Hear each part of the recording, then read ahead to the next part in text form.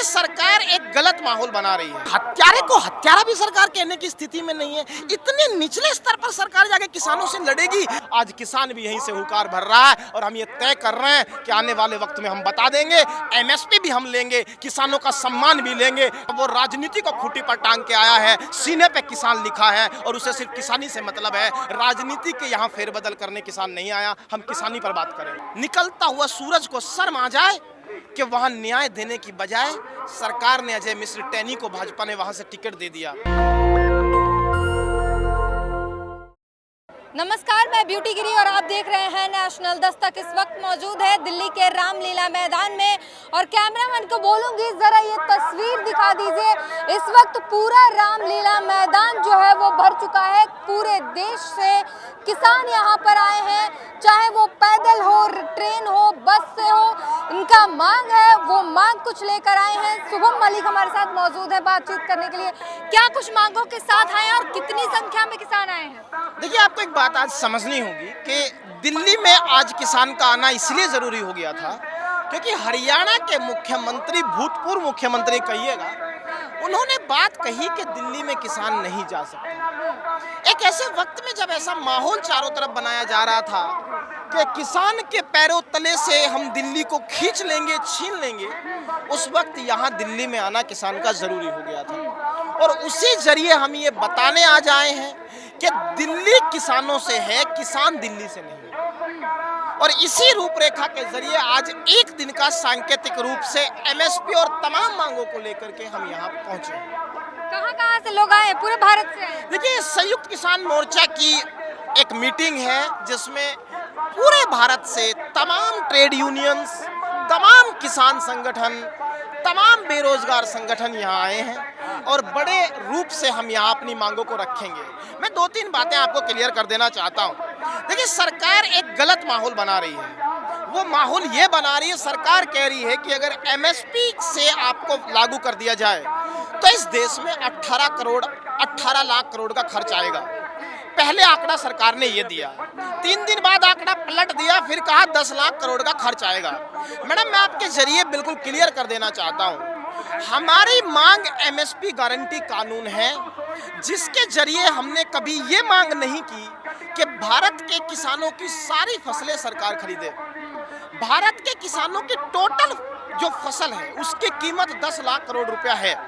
हम तो इतनी बात कहना चाहते हैं कि आप इस देश में कानून लागू कर दीजिए जिसके तहत प्राइवेट सेक्टर, मंडी, प्राइवेट कोई भी आदमी हमारी जब फसल खरीदेगा तो वो उस कीमत से नीचे नहीं खरीद पाएगा। आप एक बात समझिए, मैं एग्जांपल देता हूँ। गर्मी का माहौल है, आज अगर यहाँ पानी खत्म हो जाए, इसका मतलब यहाँ पानी का व्यापारी आके कहेगा कि 2000 रुपए में एक बोतल बेच रहा हूँ क्योंकि लोग प्यासे हैं।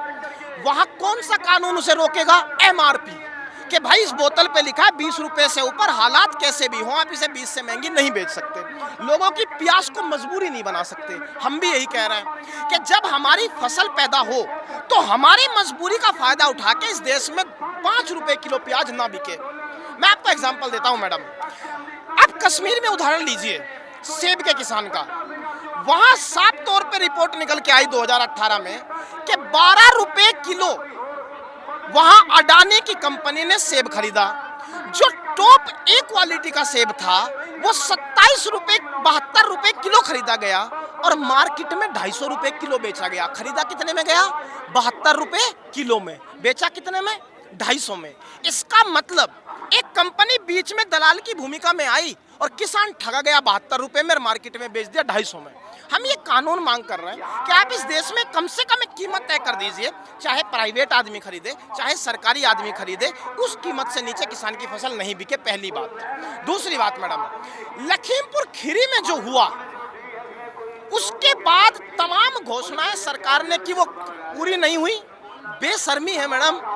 निकलता हुआ सूरज को शर्म आ जाए कि वहां न्याय देने की बजाय सरकार ने अजय मिश्र टैनी को भाजपा ने वहां से टिकट दे दिया। आप छोड़ दीजिए किसानी की बात, बेटा है, बाप थोड़ी है। मैं आपसे पूछ रहा हूँ, आप किसानी की बातें छोड़ दीजिए। क्या इस देश में हत्यारे को हत्यारा भी सरकार कहने की स्थिति में नहीं है? इतने निचले स्तर पर सरकार जाके किसानों से लड़ेगी कि जीप से रौंदने वाले व्यक्ति को एमपी पार्लियामेंट उसका स्वागत करेगा? तो क्या इस नई संसद के अंदर अब एक किसानों का हत्यारा व्यक्ति चुनकर भेजने की साजिश सरकार कर रही है। ये तमाम बातें हमारे साथ है। तीसरी बड़ी बात, एक और बात मैं आपको बता दूं, ये हम नहीं कह रहे हैं मैडम, इक्रियर की रिपोर्ट इस देश में निकलती है। वो क्या कहती है? वो कहती है कि विदेश में जब प्याज का दाम बढ़ा तो जाहिर सी बात है प्याज की मांग बढ़ेगी, तो हमारे यहाँ के किसान को उसका फायदा मिलना चाहिए। सरकार तुरंत निर्यात पर बैन लगा देती है कि भाई हम प्याज बाहर नहीं जाने देंगे क्योंकि तुम्हारा प्याज तो महंगा बिक जाएगा। 48,000 करोड़ रुपए का नुकसान इस देश के किसान को है। इन तमाम मांगों को लेकर हम यहाँ हैं और हम आरोप किसानों पर है कि वो भी साजिश में कभी कोई कमी छोड़ नहीं रहे हैं।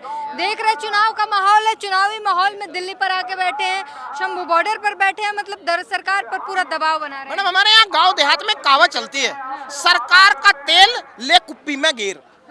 इसका मतलब ये है कि सरकार की भूमिका में ही चुनावी के समय आती है, बाकी टाइम सरकार किसी की सुनती नहीं। ये मैंने प्रक्रिया नहीं बनाई, ये संवैधानिक प्रक्रिया है। इसका असल तरीका आप जान लीजिए। सही मायने में 5 साल बाद आज सरकार को हिसाब देना चाहिए कि उसने 5 साल में क्या किया। इस बात को आप ऐसे समझिए, सरकार को बताना चाहिए 2.5 साल पहले जो एमएसपी का वादा किया गया था उसकी वादा खिलाफी सरकार ने क्यों की। सरकार का हिसाब 5 साल बाद देना कर्तव्य बनता है, उसी की मांग हम कर रहे हैं। चुनाव सर पर हैं, हमें चुनावी राजनीति, एक बात मैंने फिर कही कि मैं यहाँ दिल्ली किसान से है, दिल्ली से किसान नहीं।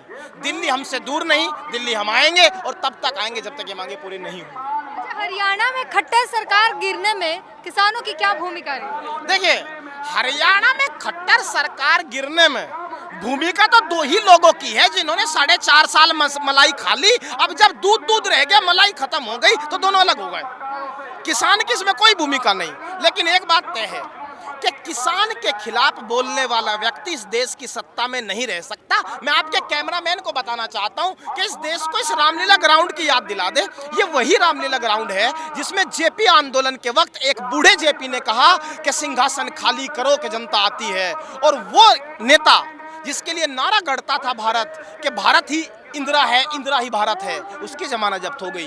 ये वही रामलीला ग्राउंड है जिसमें अन्ना आंदोलन ने हुंकार भनी और पूरे देश में सत्ता परिवर्तन का सूत्रधार बना। आज किसान भी यहीं से हुंकार भर रहा है और हम ये तय कर रहे हैं कि आने वाले वक्त में हम बता देंगे, एमएसपी भी हम लेंगे, किसानों का सम्मान भी लेंगे, लखीमपुर के अपमान का बदला भी हम लेंगे। हर चीज के लिए लड़ने आए हैं, एक में जीत कर जाएंगे। हारना किसान की आदत नहीं है। मोदी जी के लिए आपने इतनी बड़ी बात कही, एनडीए और बीजेपी के लिए तमाम बातें कही जाती है, लेकिन जयंत चौधरी तो उन्हीं के खेमे में चले गए। देखिए, राजनीति में तराजू पर निगाह बरकरार रहती है। जयंत चौधरी उनके खेमे में चले गए। ये जयंत चौधरी को सोचना होगा कि खेमे में तो नीतीश भी गए हैं, लेकिन मोदी जी को चरण सिंह की विचारधारा बता देना, माफ कीजिएगा, मुझे लगता है कि ये बात ठीक नहीं है। जयंत चौधरी कहाँ चले जाएंगे वो उन्हें सोचना है, उनकी पार्टी का मतलब हो सकता है। मैं आपको फिर कह रहा हूँ कि मेरा भाई जब यहाँ पगड़ी बांध करके सम्मान लिए इस रामलीला ग्राउंड में आया है, तब वो राजनीति को खूंटी पर टांग के आया है। सीने पे किसान लिखा है और उसे सिर्फ किसानी से मतलब है। राजनीति के यहाँ फेरबदल करने किसान नहीं आया, हम किसानी पर बात करेंगे।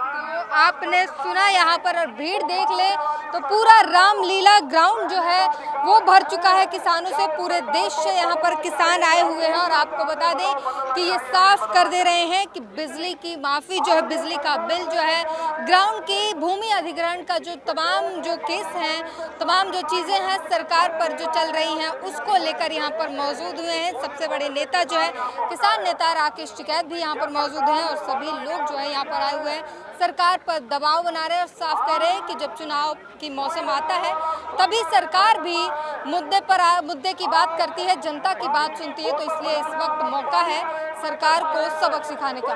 पूरी बातचीत पर अपनी प्रतिक्रिया जरूर दीजिएगा। नेशनल दस्तक की आपसे गुजारिश है कि अगर इसको बचाना चाहते हैं तो नेशनल दस्तक को सब्सक्राइब करने के लिए रेड कलर के सब्सक्राइब बटन को दबाएं, फिर बेल आइकन की घंटी दबाएं। नेशनल दस्तक को बचाने के लिए बहुत जरूरी है कि हर खबर को शेयर करें, लाइक करें, कमेंट जरूर करें।